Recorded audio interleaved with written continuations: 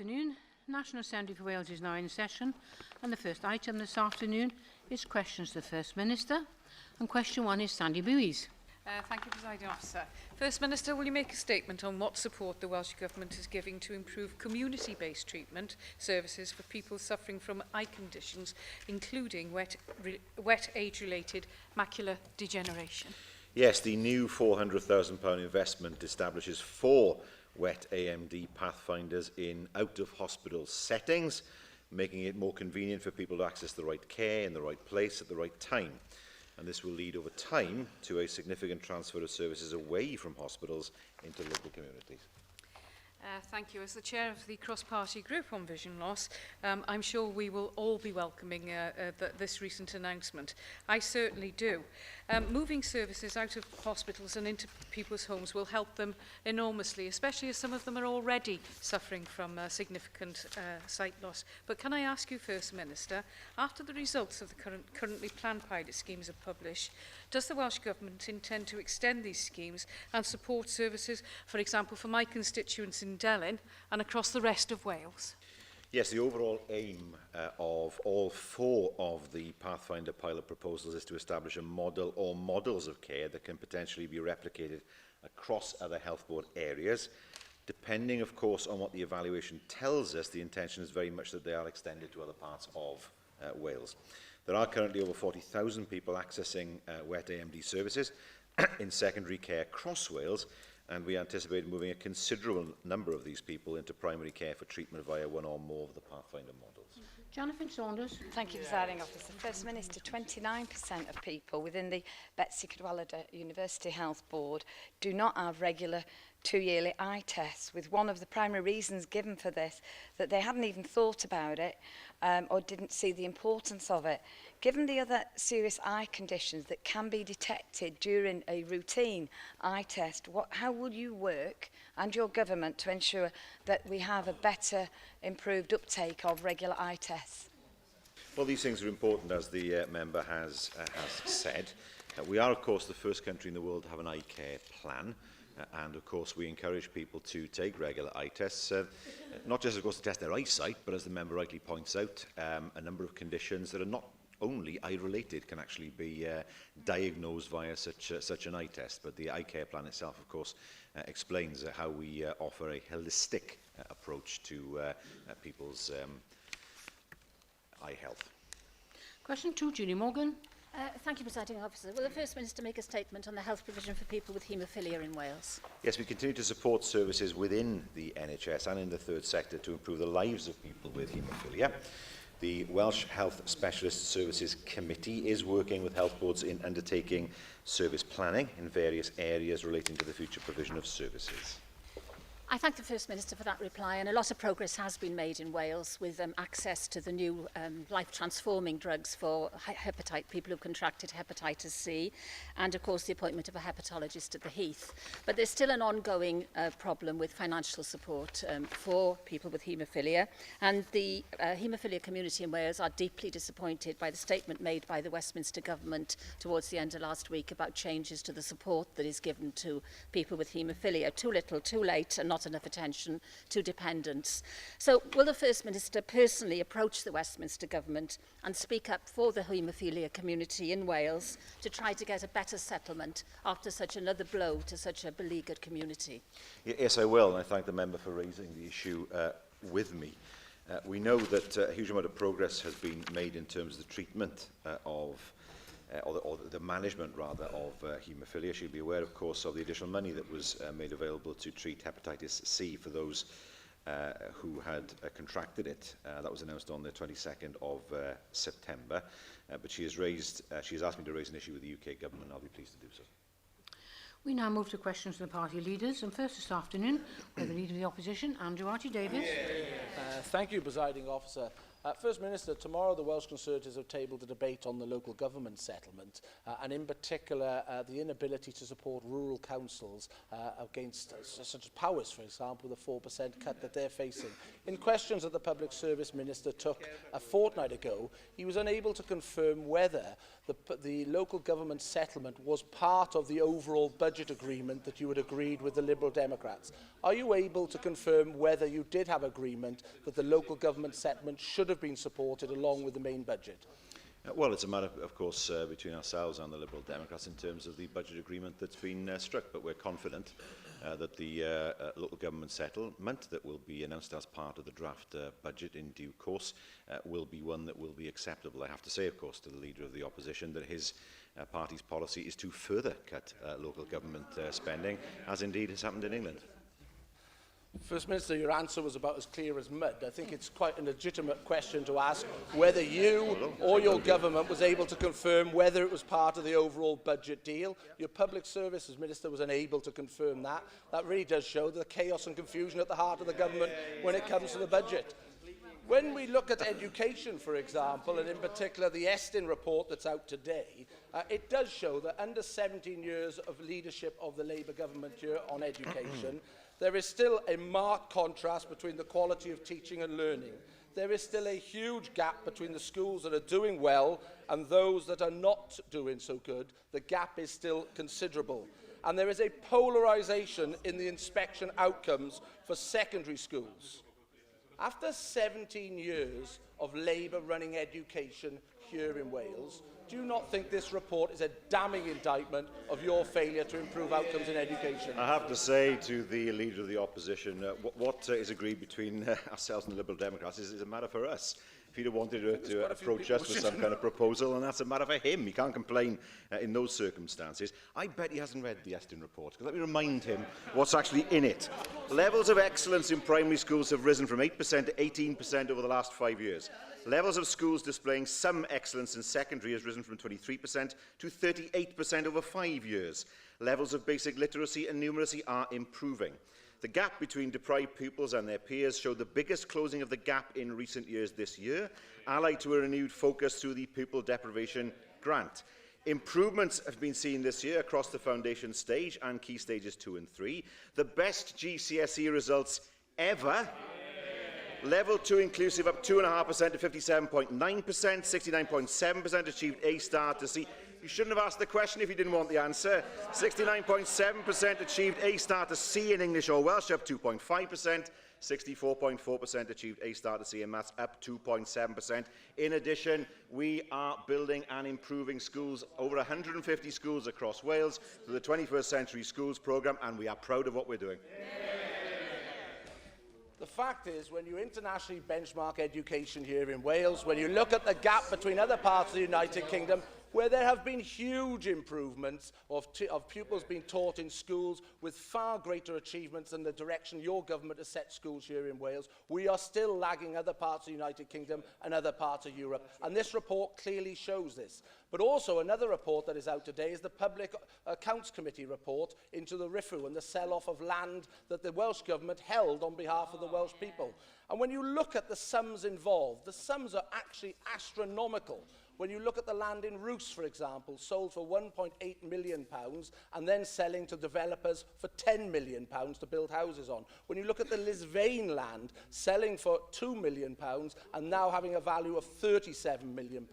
And you also look at the land in Abergele, which was sold for £100,000. Again, several million pounds that piece of land was sold for as well. This is all land that has been lost, money that has been lost to the Welsh purse to invest in regeneration and public services the length and breadth of Wales. Do you not think that that is a damning indictment of the way your government and your ministers account to the Welsh people for looking after their assets and disposing of them in such a cavalier fashion? I'm not surprised the Leader of the Opposition moved on very quickly from education after his utter failure to convince the people of Wales of what he sees as failings in the Welsh education system. The Estin report says quite the opposite if he read it. The situation in England is an unaccountable mess where nobody seems to be accountable for school progress. We in Wales are seeing progress improving in our schools. That is not the case in England. We are building schools. You dropped the schools building programme in England. You're not building schools in England. You dropped it. And I've no doubt that if ever you came anywhere near the reins of power in Wales, you would stop building schools in Wales and improving schools in Wales, because you have no real stake in the Welsh education system. Let me turn to the issue that he raised with regard to RIFU. It is correct to say that the way that RIFU was managed fell well below the standards we would expect as a government, and for that we are sorry. It is true to say that the concept was good, but the delivery was flawed. And, of course, as members deserve, the government will give a full response to the report itself, which does raise serious issues, we acknowledge, in the proper course of time. We now move to Leader Plaid Cymru, Leanne Wood. Diolch, Llywydd. First Minister, universities and higher education institutions are the backbone not only of our economy but of our entire country. In your draft budget, you are proposing to what is, in effect, a £41 million cut to Welsh university funding. Last week, we had the devastating news about job losses at Tata Steel. Now, there is every possibility that the job losses facing higher education could be greater in number than those announced by Tata last week, and they will impact on almost every community throughout the country. Have you made any assessment as to the number of job losses as a result of that cut? I don't accept there need to be any job losses. The total income of HE in Wales in 1 year is 1.3 billion. And so 40 million, though a substantial amount of money, is a small percentage of the total income of HE in Wales. Secondly, we know that many HE institutions have substantial reserves, up to 100 million, and maybe beyond in the case of some of them. We know that FE colleges had difficulties last year, and we understood that, and we listened, and we made sure this year the situation was easier for them. It's important that people understand, of course, we've had a cut in our budget. The leader of Plaid Cymru will have heard me say that on many occasions. But HE institutions are far more robust in terms of their reserves, in terms of the income that they can attract. Yes, we will listen to them, of course, but nevertheless, I think it has to be put in the context of what their overall income is. I'm staggered that you've made no assessment as to the potential job losses as a result of this cut, and there will be a cut. There is a reduction in HEFCW's budget, according to your own figures, from £129 million this year to £88 million next year. And that cut could translate to a 40% cut to research funding, and that is according to HEFCW. And that will not only result in job losses, but it will also put Welsh universities at a competitive disadvantage when it comes to research. Now, First Minister, this cut means that you will be spending more money on universities outside of Wales than you will be spending on the entire HEFCW budget. Are you prepared to confirm that that is the case? I do not accept there need to be any job losses. Any job losses as a result of what has been proposed. Universities have substantial reserves. Other organisations are expected to draw on those reserves. I fail to see why universities should be treated differently. That said, we will listen to any case that they will make, but they have to accept that many sectors have found it difficult. They cannot be immune to the cuts that we're seeing from the UK government, and bear in mind that their total income is far, far higher, for example, than the income that exists for FE colleges. Now, turning to the point that the Leader of Plaid Cymru makes, which is that she wants to stop paying the tuition fees of those students from Wales who choose to study in England, which is her party's policy. I do not support that in principle. I think it's important that money follows Welsh students. I think HE institutions in Wales must compete for Welsh students, rather than having them delivered on a plate. I think it's important that Welsh students have a choice. For example, if they have the opportunity to go to Oxford or Cambridge, they should have the chance to have that opportunity. If they want to study courses that aren't available in Wales, then why should they be penalised financially for the fact that they would then have to pay 3 times as much as they do now? So no, we are not, I would not support a situation where we should look at crudely cutting back on the tuition fee support that's available to students from Wales who choose to study outside Wales. First Minister, you were sounding very complacent, and this questioning session is not about Plaid Cymru's policy. We will have plenty of opportunity to discuss Plaid Cymru's policy. This is my opportunity to question you about your policy. And First Minister, it is without dispute that you will spend over £90 million on funding universities outside of Wales. For the first time ever, that will be more than the entire HEFCO budget. Now, First Minister, what is clear is that you have no policy beyond the Diamond Review. You haven't confirmed what you will do for student support. The only thing that you have confirmed is that you want to make this £41 million cut, which is a cut of 32% to Welsh universities. Do you have any intention of being open and transparent with people about your intentions for higher education before the election next May? And will you start that process by reversing this cut to HEFCO? Well, can I say, the Leader of Plaid Cymru suggests that somehow I'm not answering her questions. I am, she just doesn't like the answers. I mean, the reality is, she dresses up her argument that we are funding universities in England at 290 million. We are funding Welsh students. We are funding Welsh students. Now, what she objects to, and you know, it's a matter of her party, is that we should fund Welsh students to study outside Wales. That is what she objects to. Now, I do not agree with that position. I don't think that it's right for students in Wales to have to pay £9,000 a year in tuition fees, just like in England. I do not accept that. Secondly, I do not accept that students in Wales should be penalised because they study outside Wales or study courses that aren't available in Wales. So when she says this is, she tries to suggest this is money somehow given to universities in England, we are giving money to Welsh students to study and escape the level of debts that their colleagues, unfortunately, in England face when they leave college. You're cut in here, Thank you. Thank you. We now move to the Leader of the Welsh Liberal Democrats, Kirsty Williams. Thank you, Presiding Officer.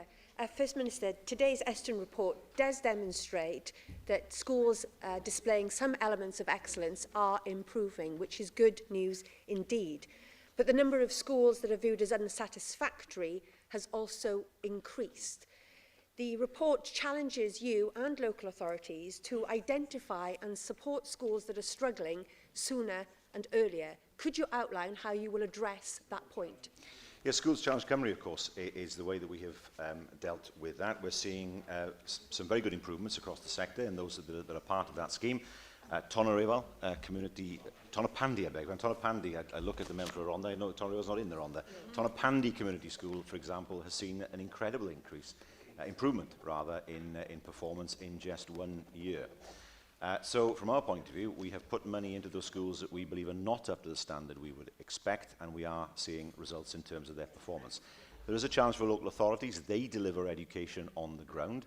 I'm glad to see that there are fewer local authorities who are the subject of special measures, and that will help to strengthen consistency across Wales. But School Challenge Cymru only assists a limited number of schools, and there are schools that have been put into special measures since School Challenge Cymru was invented and implemented who don't get any additional support at all. And those are schools that have been identified by Eston as struggling. So the question is, why do those schools not receive support under Schools Challenge Cymru, and schools that are not in special measures potentially do? The report also says that initiatives, and there's been a lot of those, are only as good as the people who implement them. What are you doing as a government to foster strong leadership and excellent teaching and high aspirations in all our schools? And would you agree with me it's time to establish a Welsh Academy of Leadership to promote high-quality school leadership and help the best leaders to work in the most challenging schools? Well, we're seeing examples of that across Wales as it is. Schools Challenge Cymru is an example of where that does happen, where leadership changes in schools in order for schools to improve. The LEAs have the initial responsibility for helping schools. They need to identify schools quickly and make sure that help is made available to those schools in a timely manner. And it's for them, of course, to provide that help. Yes, it is for us, of course, to provide help through schemes such as Schools Challenge Cymru, and we have done that. I have to say, it would be more useful for us as a government in terms of providing training, in terms of providing a good package for teachers if we had control of teachers' paying conditions. No question about that, because we can't control the employment supply teachers, we can't control teachers' paying conditions, we can't control, for example, things like inset days. And so from our point of view, being able to deliver a proper package in terms of pay, conditions, leadership, I think we could deliver a more comprehensive package, even on top of what we deliver at the moment through schemes such as Schools Challenge Cymru. With all due respect, First Minister, you may have had the opportunity to have those powers if Owen Smith hadn't sat in a meeting with me, you and other people in this room and objected wholeheartedly to teachers' paying conditions being devolved. Now then, the one startlingly good piece of news in this report, which you referred to earlier in your answer to Andrew R.T. Davies, is the closing of the gap between those pupils from our most deprived backgrounds who qualify for free school meals and those who don't. Would you agree with me, First Minister, that the outstanding success policy in education over the last couple of years has indeed been the introduction of the pupil deprivation grant, one that the Liberal Democrats had to persuade you to introduce? I'll give her that one in terms of the pupil deprivation grant. We see the results, and it's something, of course, which I've been fairly open about in terms of the fact that it was a suggestion of the Liberal Democrats. It's one element, though. Let's not pretend it's because of the pupil deprivation grant that things are improving in Welsh education. It's responsible for improvements in some areas. When we look at the highest GCSE results ever, that is because of what we have done as a government. If we look at literacy and numeracy improving, it's because of the literacy and numeracy framework. And we are seeing schools in Wales improve year by year. That's a tribute to those who work in those schools. It's a tribute to certainly some local authorities, many local authorities who have put in the work to improve schools in their area.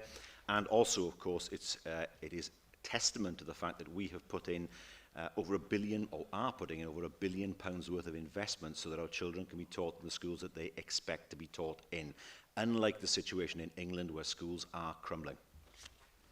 We now move back to questions on the paper, and question 3 is Paul Davis. Diolch, Llywydd. Thank you, Presiding Officer. What's the Welsh Government doing to improve the economy of Pembrokeshire?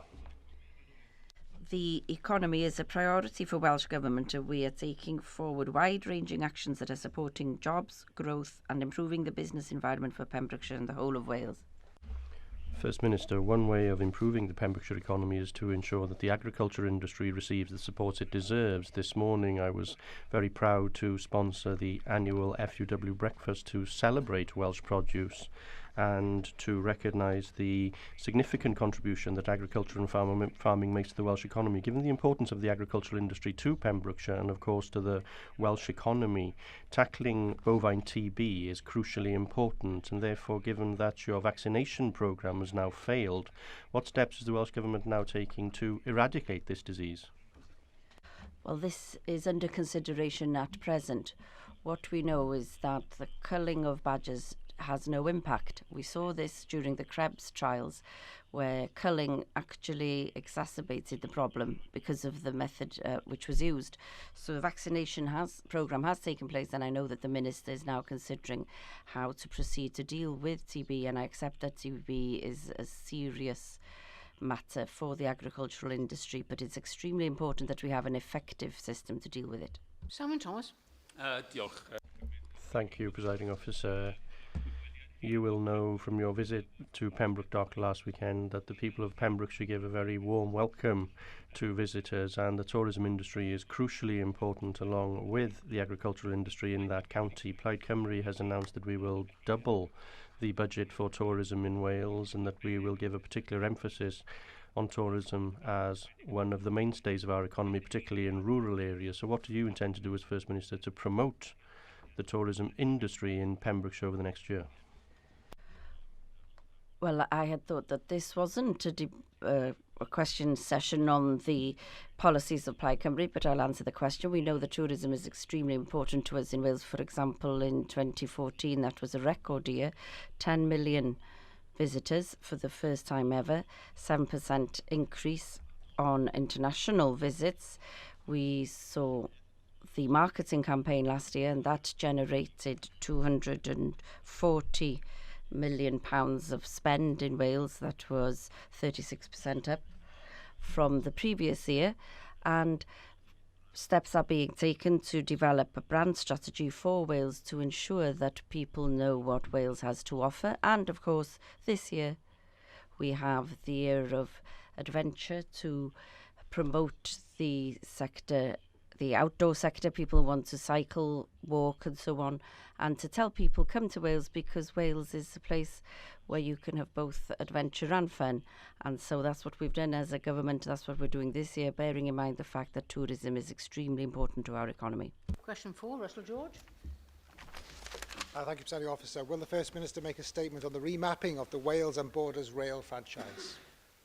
Discussions with the UK Government about the scope of services to be included in the future franchise awarded by Welsh ministers are ongoing, but no decision has been taken to remap any services.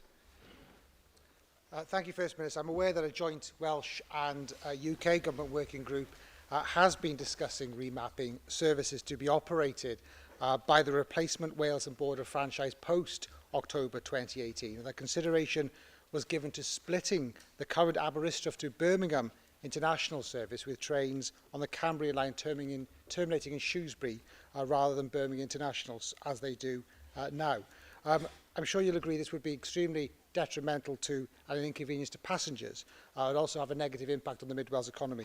Will you provide instructions to officials to prioritise in their negotiations precedence to the passengers, but also provide a commitment that direct services from Aberystwyth to Birmingham will continue?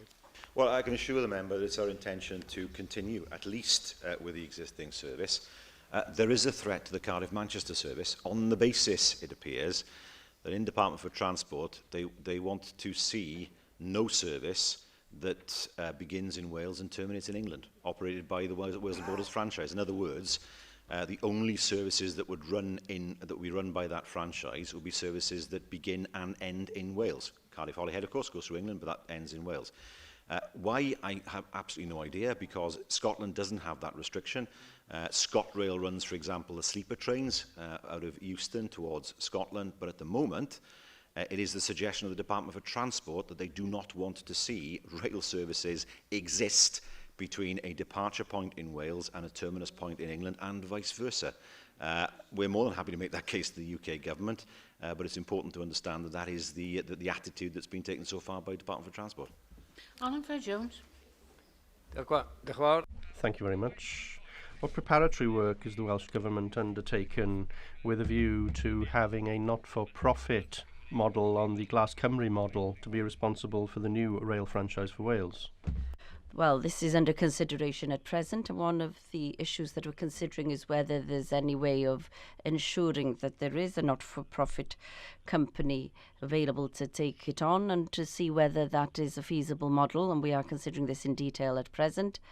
And I believe that the people of Wales will wish to see that any company running the railroads in Wales will reinvest the profit that they make back into the service. That's what we're considering at present. Roberts.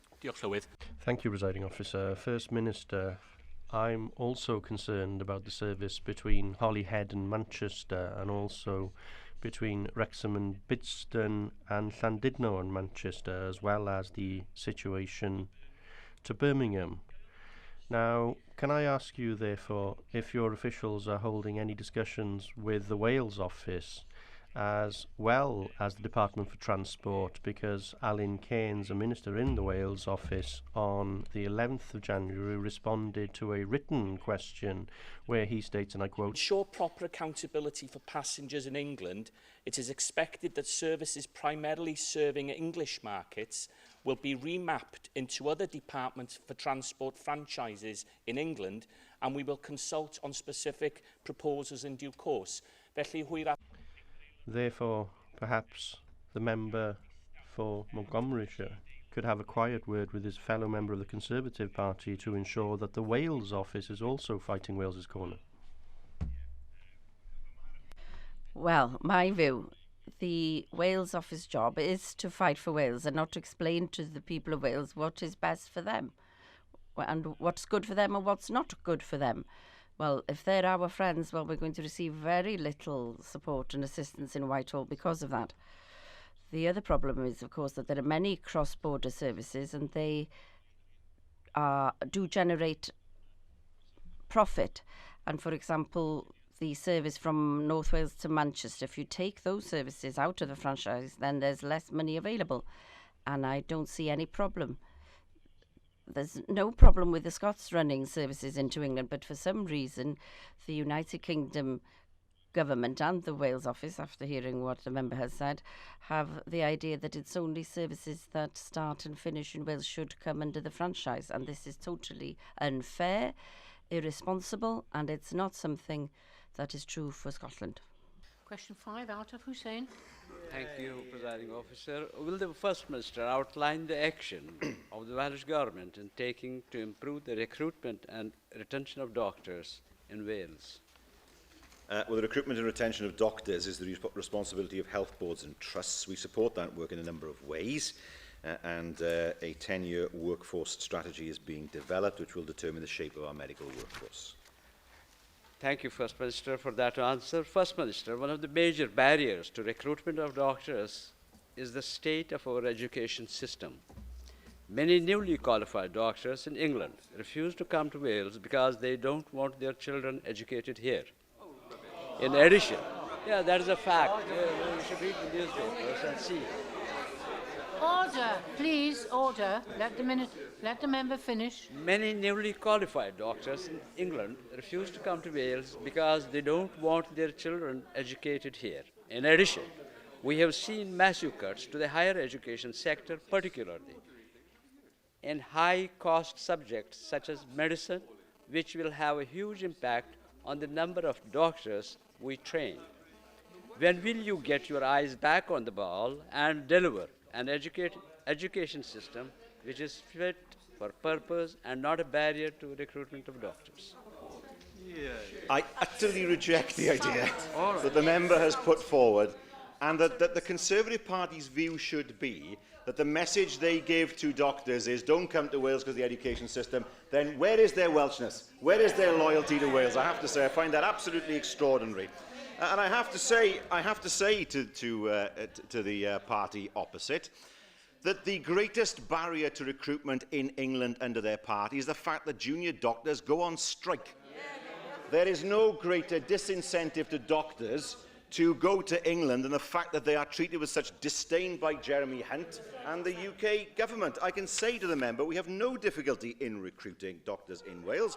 GP numbers have increased by 10.5% between 2004 and 2014. Andrew Archie Davis. Quiet. Minister, First Minister. There are now over 2,000 GPs serving communities right across Wales. There are more doctors, nurses, midwives, paramedics and dental staff working in the NHS today than there were 10 years ago. The number of hospital consultants working in the Welsh NHS increased by nearly 50% between 2004 and 2014, up by 721 to 2,270. That is a sign that Wales is a place to work. The doctors see it as a place they want to come and study and to work in the future, and I reject utterly any idea that the Conservatives want to spread around that somehow there's something wrong with the Welsh education system when they've been responsible for the mess that we see in education and health in England. Ellen Jones. First Minister, around £15 million of HEFCU funding is spent on expensive courses which include medical studies. As you intend to cut this budget by 32%, what assessment have you carried out on how many fewer doctors will be trained and taught in Wales as a result of this cut, or do you expect the universities to use their reserves in order to fund medical education? I expect the universities to use their funding, the funding available to them. They have substantial income, and we also must ensure that we have the continuous number of doctors. Kirsty Williams. First Minister, whilst it is the case that the number of GPs in Wales has increased, that is scant compensation to a number of areas that have seen primary care services lost or threatened because of an inability to recruit full-time GPs or difficulties in accessing locum cover. For instance, in Machynlleth, Colburn, in my own constituency, What steps is the government taking to address one of the concerns that has previously been raised by the profession around a single practitioners list that would cut down on the bureaucracy and thus allow GPs to work more easily on both sides of the border? I mean, clearly, we want to make sure that it is easy to work on both sides of the border. I think if you look at the examples of where GPs' practices have decided to cease operating, the Health Board takes them over and salaried GPs are placed there instead. That is the trend in medicine anyway. There are fewer and fewer students now who want to buy into a practice. They'd rather be salaried because it gives them the flexibility that they need. They don't want to put the money up front to actually buy into a practice under the contractor model, although for some, that's what they would want. It's true to say, and she's raised issues with me in the chamber before, there are some parts of Wales where there have been difficulties with GP practices. That's the decision of GP practices, not the health service, of course, in terms of the service that they provide. But what I do know is that where practices have decided not to operate, the Health Board does take them over and salary GPs are then put in place. Question 6, Mike Hedges. Thank you, Presiding Officer. Will the First Minister make a statement on the economy of the Swansea Bay region? Well, the economy of the Swansea Bay region, as indeed the economy of Wales, is a priority for the Welsh Government, and we are taking forward wide-ranging actions that are supporting jobs, growth and improving the business environment.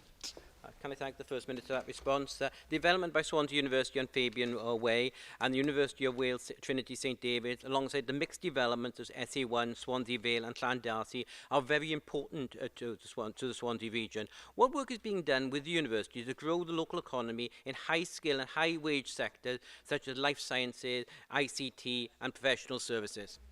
Well, only yesterday I launched the Advanced Engineering Materials Research Institute in Port Talbot, working closely with higher education, offering opportunities for students to study up to PhD level, and a magnet for manufacturing investment in the future.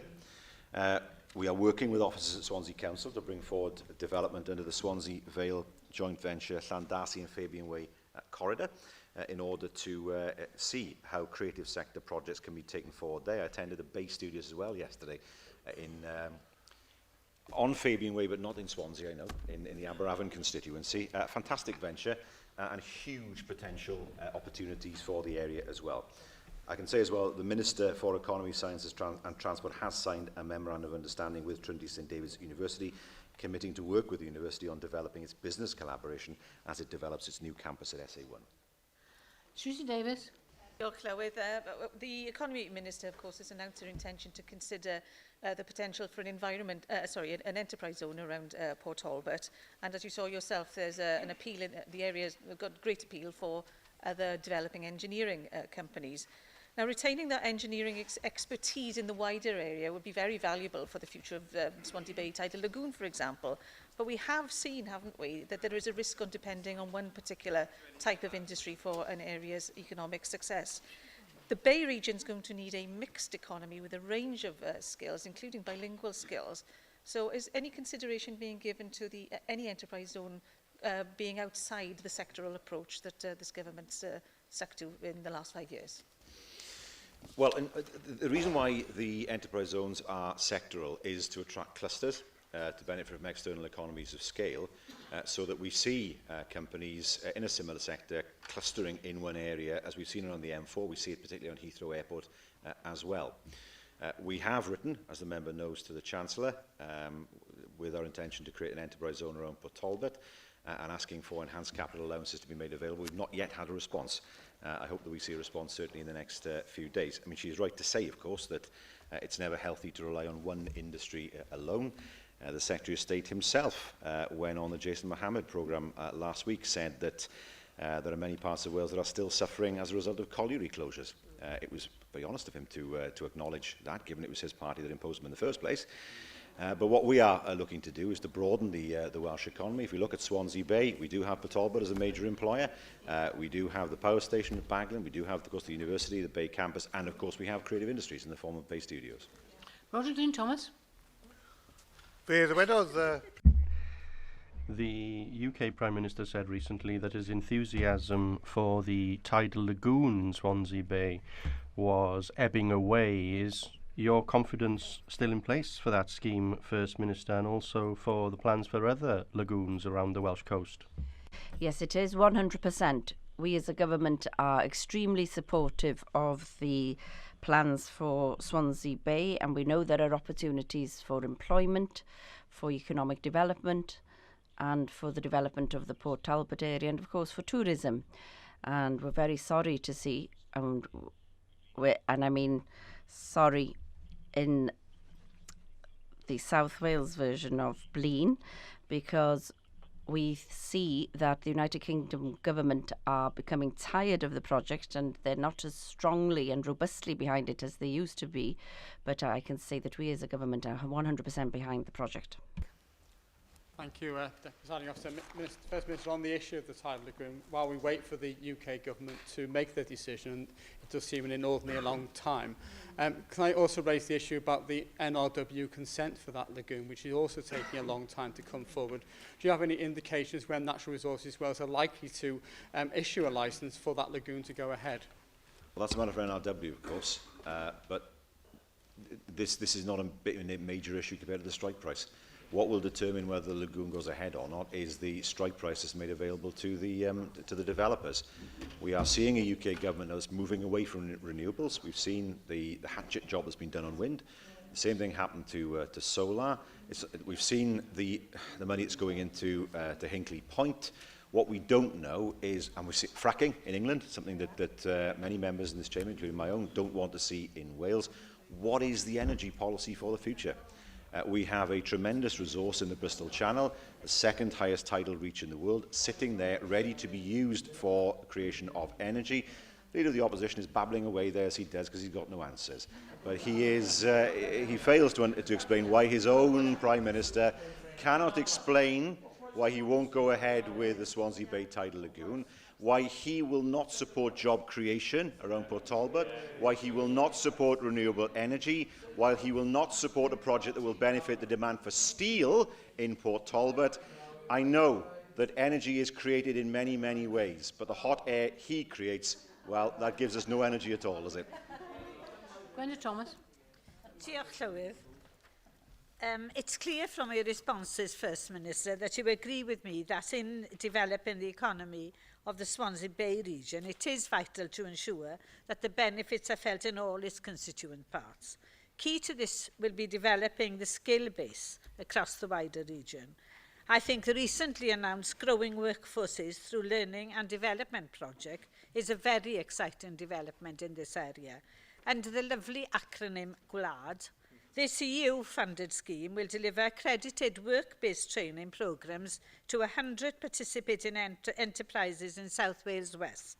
I would very much like to see companies in my constituency amongst that 100. How will you be raising awareness of this excellent opportunity amongst the business community in Neath? Well, I am delighted. I thank the member for the question. I am delighted that through £2.4 million of EU funds, we will be supporting UWTSD to help deliver work-based learning qualifications with employers in the southwest of Wales, including, of course, Neath Port Talbot. All the more vital, of course, given the recent blow that we saw last week to the economy in Port Talbot and the wider county itself. The announcement was covered widely, and I understand that Trinity St David itself will be raising further awareness of the opportunities through the local and regional press, through websites, social media, taster sessions and other marketing campaigns. Question 7, Darren Miller. Thank you, Presiding Officer. Will the First Minister make a statement on Welsh Government action to promote tourism in Wales, please? Yes, our tourism strategy sets out our priorities to support the tourism industry, including capital and development funding, along with marketing and promotional opportunities. First Minister, do you agree with me that one problem which many tourists often cite as a reason for not going back to an area is litter on the streets? And are you therefore concerned about Conway County Borough Council's plans that they are considering, which is to go from fortnightly to 4 weekly intervals for the collection of their general refuse? Many residents have raised this concern with me. They believe that it's unacceptable for general refuse to be collected on a 4 weekly cycle basis, particularly for young families with children in nappies, dog mess, sanitary products, etc., that might be going into the general refuse bins. What action will your government take to ensure that there's appropriate guidance to local authorities regarding these matters? Well, local authorities must base a decision based on the recycling targets that they're asked to meet, and also, of course, the risk of fly tipping.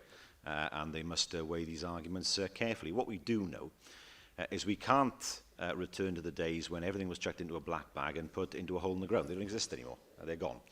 And the reality is that unless we see more recycling, there will be more of a demand for energy from waste plants, which themselves, as the member will know, are controversial in many parts of Wales.